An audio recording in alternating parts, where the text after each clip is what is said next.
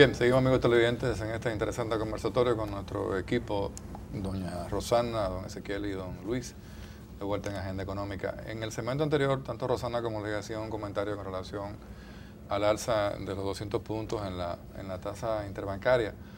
Una de las cosas importantes que esto produce, y para que entiendan nuestros amigos televidentes, es que cuando la banca entiende que el Banco Central aprieta, por un lado, ellos entienden que en vez de dirigir los recursos a depositarlos en el Banco Central para ganar unos intereses de corto plazo, la opción de la teoría económica y la acción de la estrategia bancaria es que sencillamente ante una opción así en ese momento dirijamos los recursos hacia los sectores productivos. Y eso es lo que procura ese rejuego de tasa del Banco Central con la interbancaria en la Lombarda. Pero lo ideal es que la banca también reaccione. Entonces, Luis hablaba de un tema muy importante que tiene que ver con la tasa de interés. Yo creo que en este momento, con la competencia que se ha abierto, con la fusión BHD, León, la consolidación del Popular como Banco del Año de nuevo a nivel de República Dominicana, el salto increíble del Banco de Reserva que lo ha llevado al primer lugar realmente en este momento, y el Banco Reserva en los 6 meses que lleva Enrique Ramírez ha acumulado beneficios de más de 3.000 millones de pesos, 500. Y ahí, como decían ustedes en el segmento anterior también, ahí no se ha hecho nada, simplemente ajustar los pantalones, corrección de toda una serie de partidas, de gastos, verificación de muchísimas cosas que estaban pasando que desafortunadamente estuvieran pasando, pero ya no pasan. Reajustar todo el tema de los financiamientos o de la gente que está en los niveles de riesgo, porque eso se dejó 3 años que tuviera ese nivel y nadie se ocupó. Entonces todo eso está cambiando y eso también se revierte a través de la misma política cuando acertadamente tanto Ezequiel como Luis mencionaba de que el presidente de la República está manejando la economía de la República Dominicana con mano como economista. O sea, gracias a Dios. Gerenciando. Exactamente. El presidente Medina tiene a su mando el comando del barco de la República Dominicana. Y qué bueno que es así, porque diariamente, y eso lo sabemos todos, o sea, y está usando la misma técnica de Balaguer. O sea, aquí todas las mañanas a las 7:30, aduana, impuestos internos y venta. Y ahí se verifica el día anterior, se proyecta el día presente y se puede pensar en el día subsiguiente. Una de las cosas que a pesar de que nosotros hemos caído en una restricción fuerte, o sea, hablar de una corrección de más de un 4% en el PIB, hablar de una austeridad de 120.000 millones de pesos aproximadamente. Muy fuerte. Eso no lo ha hecho ningún país, pero eso nos coloca ahora. Por ejemplo, un dato interesantísimo, el gobierno no contaba con la operación de Orange Altiz. Eso le procura al gobierno 15.387 millones, que es el dato que se está manejando ya oficialmente. No se tiene todavía calculado la ganancia de capital de la fusión BHD León, que todavía está eso en camino. Pero esos son recursos que, por ejemplo, podemos dedicar los 3.000 millones a la línea del Metro 3, que es necesaria, que aparentemente va, y es casi ya un 80, y sigue creciendo, la posibilidad, el devolverle a Obras Públicas los 100.000 millones que le quitaron al final en el presupuesto. Aunque Obras Públicas, por ejemplo, va a dedicar varios proyectos de inversión grande pública a través del fideicomiso público, usando también el mismo Banco de Reserva. Se comenta, por ejemplo, que la carretera Cibao Sur sería un proyecto de este tipo, pero estaría en la verificación de la rentabilidad del plan de negocio de si eso fuera factible.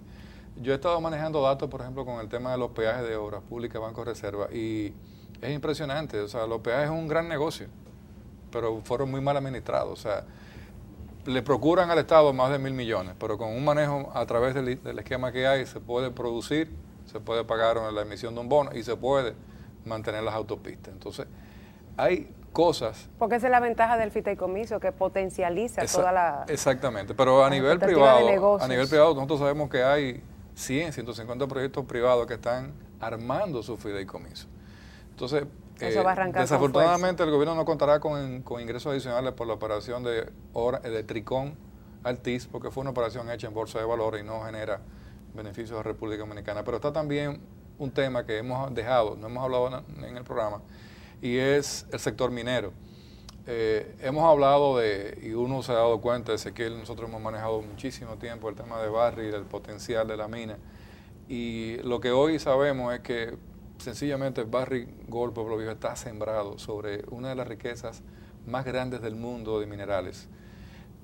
Para que tengamos una idea, la riqueza de cobre, la reserva de cobre es 5 veces mayor en dinero que la reserva de oro.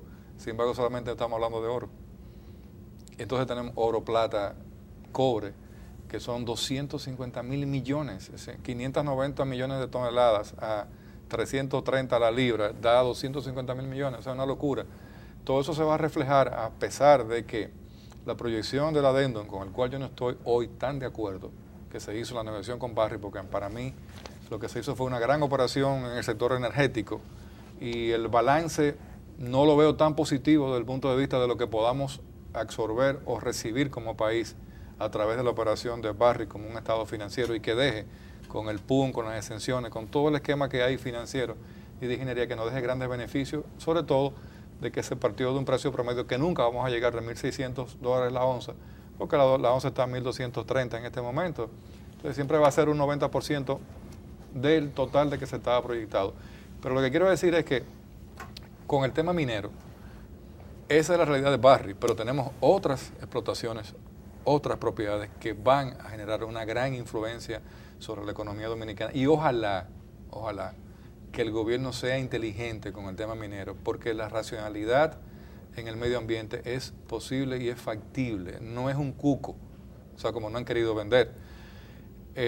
Van a pasar eventos interesantes. En el día de hoy terminó la legislatura del Congreso y no perimieron, pero se dejaron en la mesa grandes proyectos, o sea, el tema de Loma Miranda, que para mí no es un gran proyecto, sino es una ilusión óptica de una serie de ambientalistas que están viendo 40 ríos cuando realmente hay 2 pequeños ríos.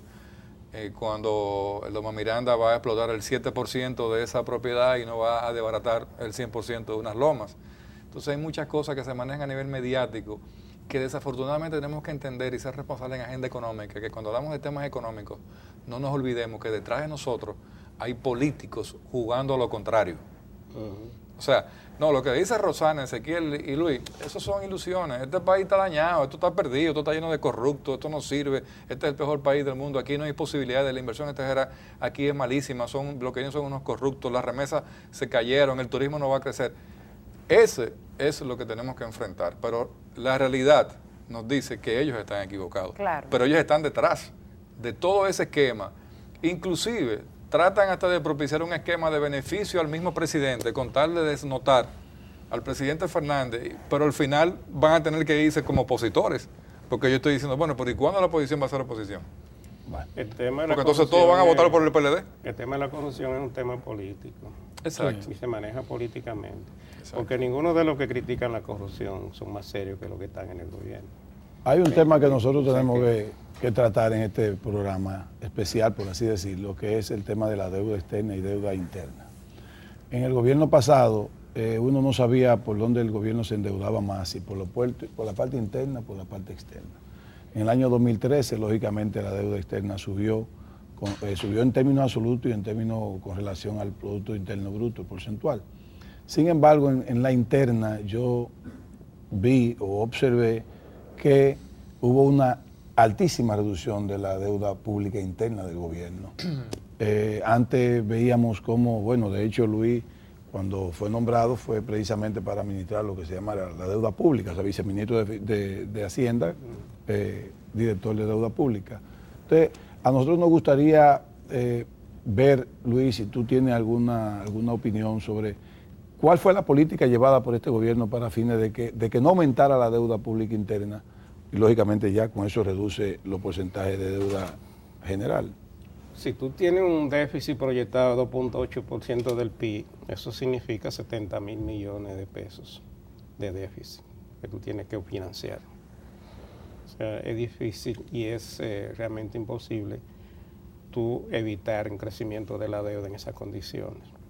Lo que tú estás haciendo y lo que tiene el gobierno como meta, entiendo yo, es llegar a un punto de equilibrio en varios años de la política fiscal.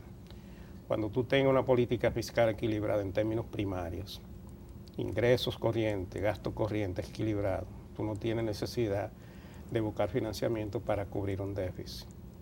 Lo cual no significa no endeudarse, porque endeudarse para desarrollo de proyectos, para inversión. Un país subdesarrollado como el nuestro. No es mala política. Cuando tú no tienes ahorro suficiente interno, tú tienes que buscarlo en el resto del mundo. El problema es para qué tú uses endeudamiento. Y esa es la parte que hay que realmente revisar. El año pasado... Vamos a hacer la pausa y tú continúas con el tema más adelante.